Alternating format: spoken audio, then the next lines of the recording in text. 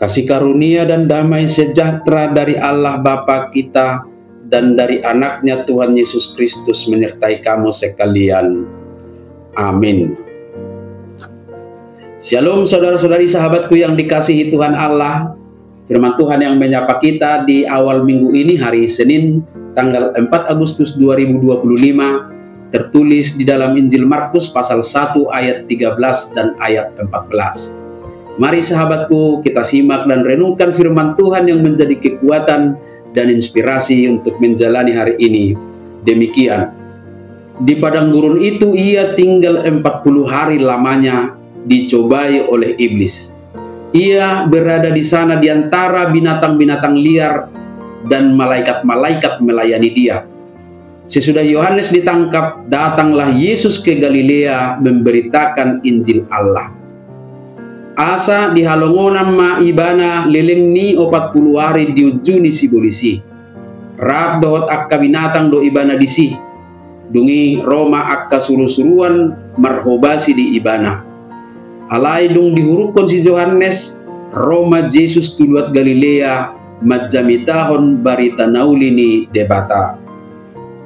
Demikian firman Tuhan.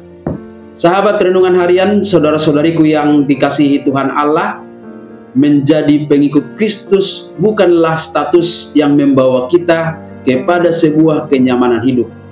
Bukanlah keadaan yang membuat kita jauh dari berbagai pergumulan dan penderitaan.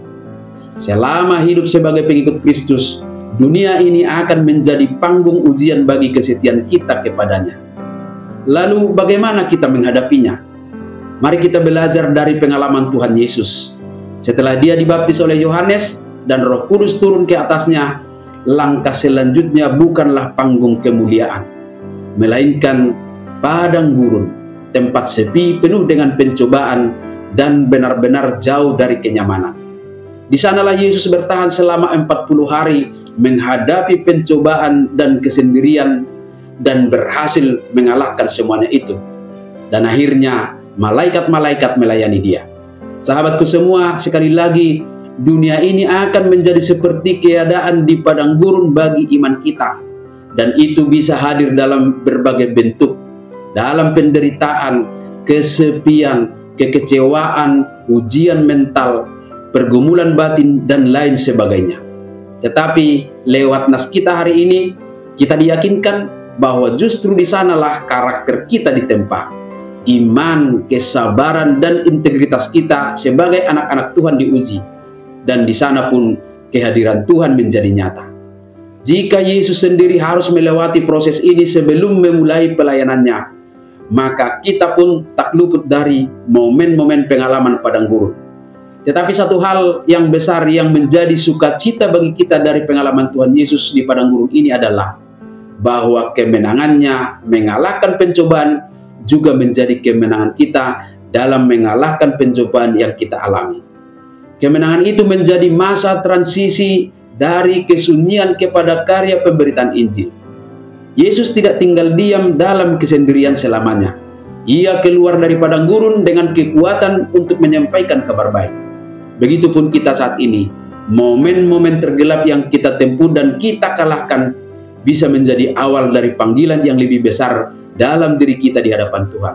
Oleh sebab itu, sahabatku semua, jika saat ini sedang berada di padang gurun kehidupan, sedang berjuang mengalahkan segala pergumulan, kesusahan, dan penderitaan, jangan menyerah. Percayalah, semua itu bisa menjadi pelatihan rohani sebelum Tuhan membuka jalan baru bagi hidupmu. Tuhan tidak jauh, Dia selalu bersama dengan kita, dan bahkan Dia akan mengutus malaikat-malaikatnya untuk melayani kita. Dan pada akhirnya hidup kita akan dipakainya memberitakan kebaikan dan kasih-Nya. Amin. Selamat beraktivitas, Tuhan memberkati.